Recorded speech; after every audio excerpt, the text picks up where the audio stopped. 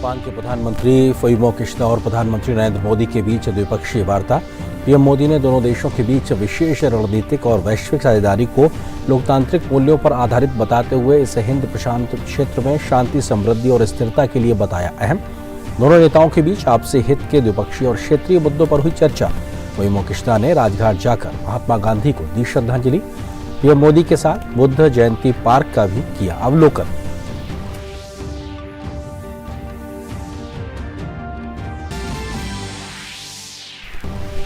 संसद के दोनों सदनों में गतिरोध बरकरार। सत्ता पक्ष राहुल गांधी से माफी की मांग पर अड़ा। लोकसभा अध्यक्ष ने सदन में नारेबाजी पर जताई नाराजगी। लोकसभा और राज्यसभा की कार्रवाई पूरे दिन के लिए स्थगित।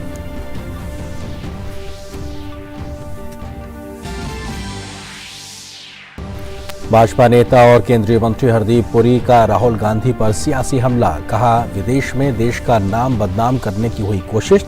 देश के सामने माफी मांगे राहुल गांधी।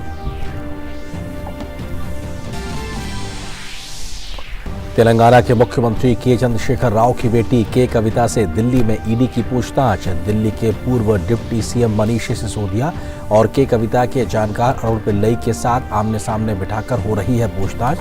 दिल्ली शराब नीति में मनी लॉन्ड्रिंग से जुड़े मामले में ईडी कर रही है सवाल जवाब। दिल्ली शराब घोटाले में नहीं कम हो रही सिसोदिया की मुश्किलें। कोर्ट ने मामले में आम आदमी पार्टी के नेता और दिल्ली के पूर्व डिप्टी सीएम मनीष सिसोदिया की सीबीआई हिरासत की अवधि 14 दिनों के लिए बढ़ाई। सिसोदिया फिलहाल 22 मार्च तक हैं ईडी की रिमांड पर।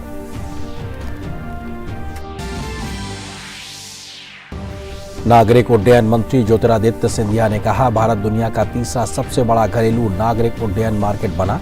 नई दिल्ली में सीएपीए इंडिया एविएशन समिट 2023 में सिंधिया ने कहा, इंफ्रास्ट्रक्चर के विकास पर दिए गए जोर का असर उड्डयन क्षेत्र में भी दिखा। पिछले 9 वर्षों के दौरान देश में हवाई अड्डों की संख्या और पिछले 6 साल में हवाई यात्रियों की संख्या भी हुई दोगुनी।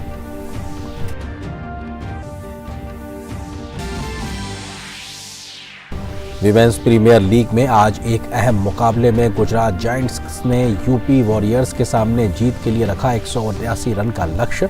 यूपी को लगे शुरुआती झटके। वहीं दूसरे मैच में लीग की 2 शीर्ष टीमों मुंबई इंडियंस और दिल्ली कैपिटल्स के बीच दिखेगी कांटे की टक्कर।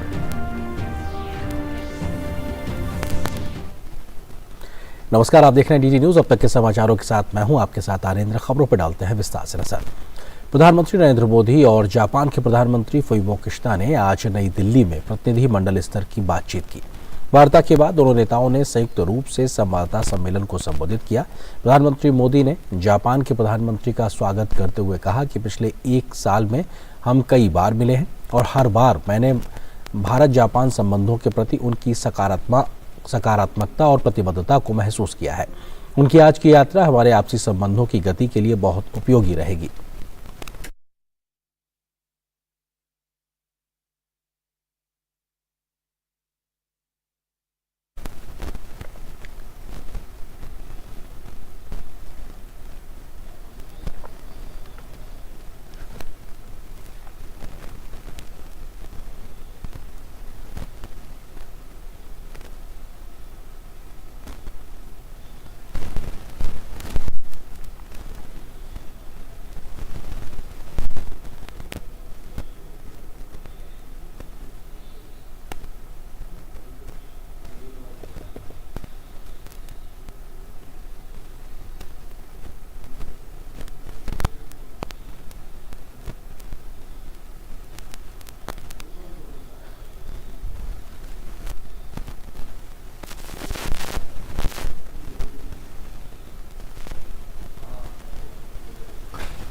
और जापान के प्रधानमंत्री फुमियो किशिदा 2 दिन की भारत यात्रा पर हैं और आज प्रधानमंत्री नरेंद्र मोदी के साथ में ये द्विपक्षीय जो बातचीत हुई शिष्टमंडल स्तर की, भारतीय जो शिष्टमंडल था उसका नेतृत्व प्रधानमंत्री नरेंद्र मोदी ने किया, तो वहीं जापान के शिष्टमंडल का नेतृत्व प्रधानमंत्री फुमियो किशिदा ने किया। दोनों प्रधानमंत्रियों के बीच में द्विपक्षीय मसलों से लेकर तमाम जो विषय हैं उन पर विस्तार से बातचीत हुई।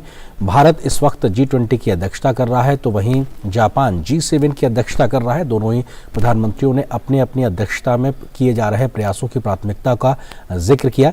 न सिर्फ आपसी हितों के तमाम मसलों पर विस्तार से बात हुई, जिसमें आदान प्रदान से लेकर पीपल टू पीपल कॉन्ट्रैक्ट की बात हो या फिर ट्रेड और इन्वेस्टमेंट की बात हो, डिफेंस कोऑपरेशन की बात हो, इन तमाम मसलों पर विस्तार से बात हुई। साथ ही साथ किस तरीके से जो ग्लोबल इश्यूज हैं उस पर भी विस्तार से बात हुई। प्रधानमंत्री ने कहा कि हमारी मुलाकात एक और कारण से भी विशेष है। इस साल भारत G20 की अध्यक्षता कर रहा है और जापान G7 की, इसलिए अपनी अपनी प्राथमिकताओं और हितों पर साथ मिलकर काम करने का यह उत्तम अवसर है। आज मैंने प्रधानमंत्री किशिदा को भारत की G20 अध्यक्षता की प्राथमिकताओं के बारे में विस्तार से बताया। आज हमारी बातचीत में हमने द्विपक्षीय संबंधों में हुई प्रगति की समीक्षा की। हमने रक्षा उपकरण और टेक्नोलॉजी सहयोग, व्यापार, स्वास्थ्य और डिजिटल साझेदारी पर विचारों का आदान प्रदान किया। सेमीकंडक्टर और अन्य क्रिटिकल टेक्नोलॉजीज में विश्वस्त सप्लाई चेन्स के महत्व पर भी हमारे बीच सार्थक चर्चा हुई। प्रधानमंत्री ने कहा कि G20 अध्यक्षता का महत्वपूर्ण स्तंभ ग्लोबल साउथ की प्राथमिकताओं को आवाज देना है। उन्होंने बताया कि भारत जापान विशेष सामरिक और वैश्विक साझेदारी को मजबूत करना भारत जापान और भागीदारी दोनों के लिए महत्वपूर्ण है। उन्होंने कहा कि यह साझेदारी हिंद प्रशांत क्षेत्र में शांति, समृद्धि और स्थिरता को बढ़ावा देती है। Bharat Japan special strategic and global partnership हमारे साझा लोकतांत्रिक मूल्य और अंतर्राष्ट्रीय पटल पर रूल ऑफ लॉ के सम्मान पर आधारित है। इस साझेदारी को मजबूत बनाना हमारे दोनों देशों के लिए तो महत्वपूर्ण है ही, इससे इंडो पैसिफिक क्षेत्र में शांति, समृद्धि और स्थिरता को भी बढ़ावा मिलता है। इस मौके पर जापान के प्रधानमंत्री फुमियो किशिदा ने बताया कि उन्होंने प्रधानमंत्री नरेंद्र मोदी को G7 हिरोशिमा शिखर सम्मेलन में औपचारिक रूप से आमंत्रित किया है और इसी मौके पर पीएम मोदी ने उनका निमंत्रण तुरंत स्वीकार कर लिया। I will announce my new plan on free and open Indo-Pacific or FOIP at a lecture event hosted by the ICWA. It gives me a great pleasure to be able to unveil my new vision on the soil of India, which is our indispensable partner in realizing FOIP. I am looking forward to welcoming Prime Minister Modi in Hiroshima in May and to once again visiting India on the occasion of G20 New Delhi Summit.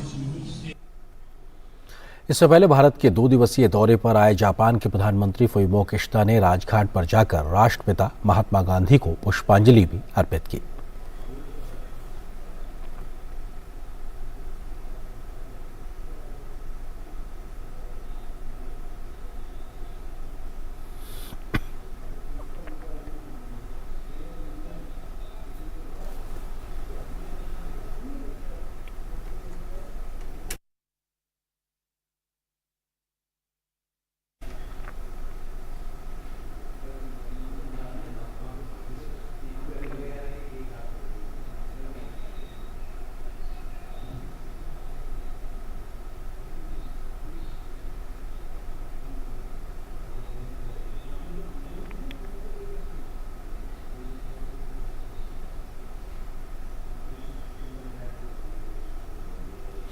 Japan के प्रधानमंत्री Fumio Kishida ने राजघाट पर आगंतुक पुस्तिका पर अपने विचार भी साझा किए।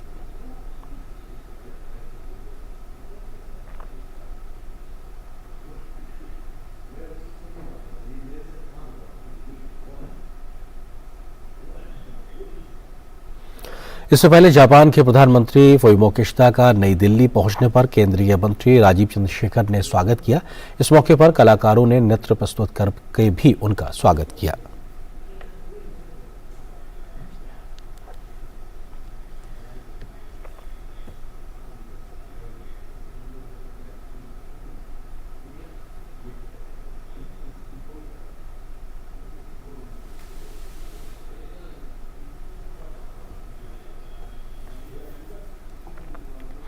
प्रधानमंत्री नरेंद्र मोदी और जापान के प्रधानमंत्री फुमियो किशिदा के बीच हुई द्विपक्षीय वार्ता के बाद विदेश मंत्रालय की तरफ से विदेश सचिव विनय मोहन क्वात्रा ने एक प्रेस वार्ता को संबोधित किया।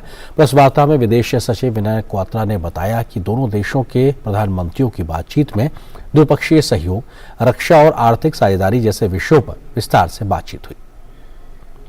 Key topics that were discussed during the meeting, key topics of bilateral cooperation, included the domain of defense and security, economic partnership, climate and energy, including energy transition, people-to-people exchanges, skill development, innovation.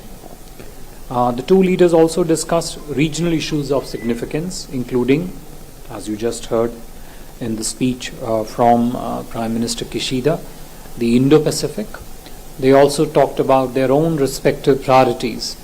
Prime Minister explained at length priorities after India's priorities for G20, and he heard in turn Prime Minister Kishida's priority and Japan's priorities for G7. These two also formed an important component of bilateral conversation. विदेश सचिव ने कहा कि प्रधानमंत्री नरेंद्र मोदी ने Japan और भारत के बीच रक्षा क्षेत्र में सहयोग बढ़ाने पर जोर दिया है। उन्होंने बताया कि प्रधानमंत्री ने को इनोवेशन, को डिजाइन और को क्रिएशन की बात कही है। विदेश सचिव ने कहा कि भारत सरकार नीतिगत आधार पर भी इन शब्दों का समर्थन कर रही है। Prime Minister Shri Narendra Modi clearly put on the table that one of the areas of very strong cooperation between India and Japan could be co-innovation, co-design, co-creation. These words are not put across in terms of these discussions as a branding words. These are words which have a very strong underpinning, policy underpinning on the Indian side of Atmanirbharta in the field of defense, and Atmanirbharta not as an isolationist feature, but Atmanirbharta which can be built in partnership with other countries, and in this case that partnership and that partner, particular in this case being Japan. Japan के प्रधानमंत्री Fumio Kishida ने 41वें Sapru house व्याख्यान में स्वतंत्र और खुले भारत प्रशांत पर अपनी नई योजना की घोषणा की है। जापानी प्रधानमंत्री शिंजो आबे ने 15 साल पहले अपनी दिल्ली यात्रा के दौरान भारत प्रशांत सहयोग पर चर्चा की शुरुआत की थी। A free and open Indo-Pacific, or FOIP, was proposed by my esteemed friend, former Prime Minister Abe Shinzo. I believe that this vision, nurtured by the voices of different countries, and which can be characterized as our FOIP, is becoming more important than ever toward the goal of leading the international community in the direction of cooperation rather than division and confrontation. Kishida ने कहा कि भारत एक अपरिहार्य भागीदार है तथा भारत और Japan मौजूदा अंतर्राष्ट्रीय संबंधों और दुनिया के इतिहास में एक बेहद अनूठी स्थिति में है। India is an indispensable partner. I believe that Japan and India are in an extremely unique position in the current international relations and furthermore in the history of the world. India is the largest democracy in the world. I have always viewed with great respect at the way such a huge and diverse country as India has developed democracy. Japan के प्रधानमंत्री Fumio Kishida ने आगे कहा कि Japan भविष्य में भी भारत के साथ सहयोग करने की उम्मीद कर रहा है। उन्होंने भारत और अमेरिका के साथ संयुक्त प्रशिक्षण और आसियान देशों तथा प्रशांत द्वीप देशों के साथ सद्भावना प्रशिक्षण का भी जिक्र किया। We look forward to cooperating with India in the future too. The Maritime Self-Defense Forces is a force for peace that contributes to regional maritime peace and stability. We will promote joint training with India and the United States and goodwill training with ASEAN countries and Pacific Island countries. पूर्व उपराष्ट्रपति M Venkaiah Naidu के दिल्ली स्थित आवास पर PM Modi पहुंचे। उगादी मिलन कार्यक्रम में वो शामिल हुए। लोकसभा अध्यक्ष ओम बिरला, राज्यसभा के उपसभापति हरिवंश, कई केंद्रीय मंत्री, सांसद और गणमान्य लोग इस मौके पर मौजूद हैं। इस अवसर पर पीएम मोदी ने कहा, हमारे देश में चैत्र माह का प्रथम दिवस नए साल के तौर पर मनाने की परंपरा रही है। प्रधानमंत्री ने सभी देशवासियों को दक्षिण भारत में नव वर्ष की अनेक शुभकामनाएं भी दी।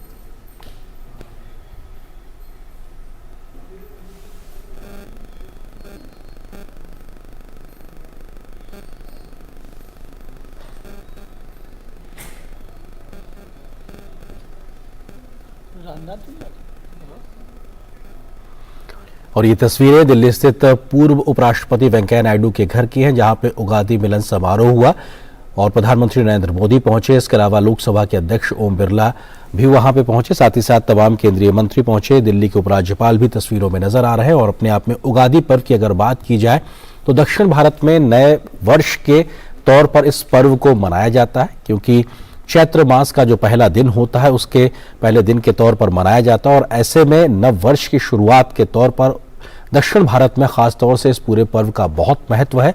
आंध्र प्रदेश, तेलंगाना, कर्नाटक, तमिलनाडु तक या गोवा तक की भी बात की जाए तो इस पर्व को बहुत ही बड़े स्तर पे मनाया जाता है। और ऐसे में ये प्रकृति से जुड़ा हुआ पर्व भी है। उगादी जो पर्व है जिसका जिक्र किया जाए तो प्रकृति में किस प्रकार के मौसम में परिवर्तन आते हैं, फसलों का पर्व होता है, फसलों की कटाई के साथ में इसकी शुरुआत का समय भी आ जाता है। तो ऐसे में प्रकृति के साथ में, फसलों के साथ में जुड़े हुए इस उगादी पर्व को नए वर्ष के तौर पर भी देखा जाता है। चैत्र महीने के पहले दिन से इसकी शुरुआत होती है और उसी से जुड़ी हुई तमाम प्रकार की जो सांस्कृतिक जो विरासत है, जो अपने आप में परंपराएं हैं, उसका भी कहीं ना कहीं एक अवलोकन या कहा जाए दृश्य यहाँ देखने को मिल रहा है उगादी मिलन समारोह के दरमियान।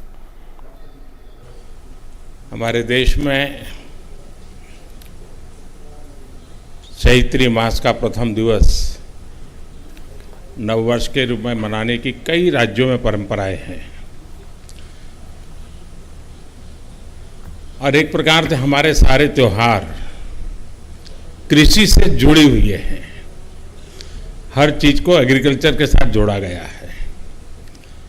उगाड़ी के लिए मैं आप सबको हृदय से बहुत बहुत शुभकामनाएं देता हूं। तो प्रधानमंत्री ने इस मौके पर अपनी बात कही। उगादी पर्व की सभी को शुभकामनाएं भी दी हैं। इस खबर के साथ इस बुलेटिन में फिलहाल इतना है, लेकिन डीडी न्यूज पर खबरों का सफर लगातार जारी है। नमस्कार।